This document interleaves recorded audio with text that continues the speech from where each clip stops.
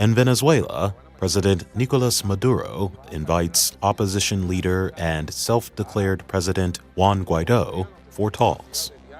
On Monday, several European nations recognized Guaido as acting president.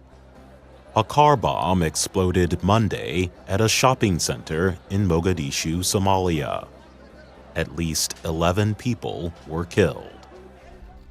Pope Francis has arrived in the United Arab Emirates. He is the first Roman Catholic leader to visit the Arabian Peninsula. And the United States is sending 3,750 more troops to the Mexican border. They are to help keep watch on border crossings and set up wire barriers.